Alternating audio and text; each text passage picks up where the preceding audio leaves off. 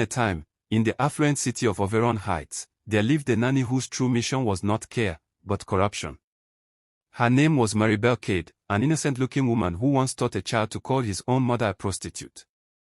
Maribel worked as a nanny for one of the wealthiest families in Oberon Heights, Mr. and Mrs. Colbridge, respected professionals whose demanding careers required constant travel. After years of waiting, they had been blessed with one son, Ethan Colbridge, their pride, their miracle. When they began searching for a live-in nanny, they were meticulous. They wanted someone educated, calm, disciplined, and above all, God-fearing. That was how Maribel entered their lives. She came highly recommended by an agency that described her as patient, prayerful, and exceptional with children. At the interview, she spoke gently, dressed modestly, quoted scripture with ease, and carried herself with a quiet humility that immediately soothed Mrs. Colbridge's worries. No one could have guessed that behind that serene smile lived a bitterness so deep it had curdled into cruelty. Maribel had not accepted the job merely to earn a living. She had accepted it to settle a score with the world, through the most vulnerable heart she could reach. Growing up, Maribel had worked in several wealthy homes. In each one, she watched parents kiss their children goodbye and return weeks later with gifts instead of presents. She saw nannies raise children while parents chased success. Over time, she convinced herself that rich children were spoiled, entitled, and already ruined. Instead of protecting them, she decided to finish the ruin. From the first week in the Colbridge home, Maribel began quietly. She never raised her voice. She never looked angry. She waited until the house was silent, until the parents were away, doors locked, and Ethan was alone with her.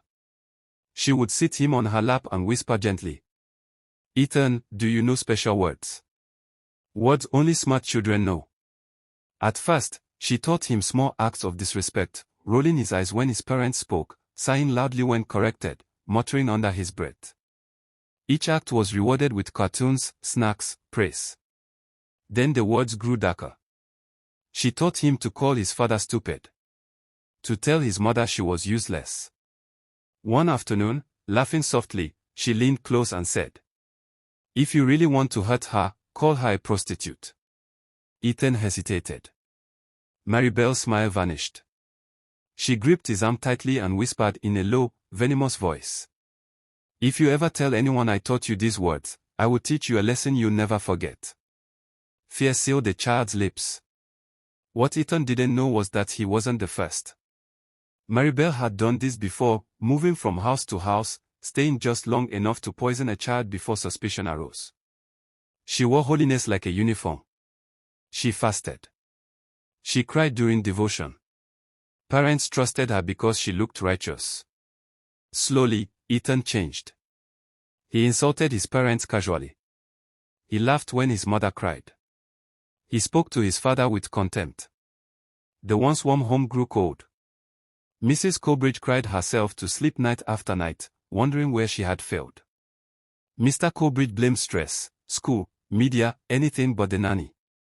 Until one evening, Ethan screamed an insult so vile his mother froze.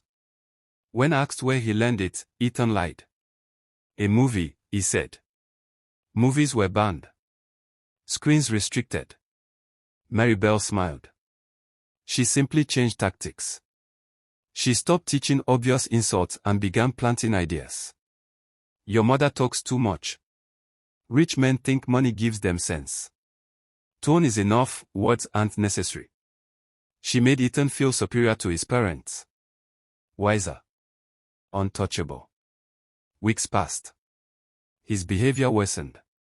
One night, broken and desperate, Mrs. Colbridge called her sister, Naomi Rivers, Ethan's godmother and the only adult he trusted deeply. Naomi arrived the next morning. She was observant. Quiet. Sharp-eyed. From the moment she stepped into the house, Maribel felt threatened. Naomi noticed everything, especially one detail that struck her like thunder. Ethan disrespected everyone except Maribel. That evening, Naomi confronted her. Maribel broke into tears, accusing Naomi of hatred. She wailed loudly until Mrs. Colbridge rushed in. Then Maribel struck. She accused Naomi of sleeping with Mr. Colbridge. A planted panty was discovered under the marital bed. Chaos erupted. Despite Naomi's protests, she was thrown out of the house in disgrace. Mr. Colbridge was sent away as well, punished for sins he hadn't committed. Maribel had won. With Naomi gone, Maribel tightened her grip. She taught Ethan to curse, to mock, to spit, to laugh at pain. She taught him cruelty without conscience. Ethan became unrecognizable. Finally, desperate, Mrs. Colbridge placed her full trust in Maribel, gifting her expensive clothes, money, jewelry. What Maribel didn't know was that the necklace was a recording device. When the gifts were taken back, the truth was revealed. Every whisper. Every threat. Every lie. The recordings shattered the family. Police were called. Maribel was arrested for child abuse, manipulation, blackmail, and false accusation. As she was dragged away, she screamed at Ethan. "They will never love you like I did." The boy collapsed into tears. Therapy followed. Healing took time. Apologies were made. Innocence was restored, slowly. Moral lesson. This story teaches a hard but necessary truth. No matter how busy life becomes, parents must never outsource the heart and mind of their child. Money cannot replace presence. Recommendations cannot replace discernment.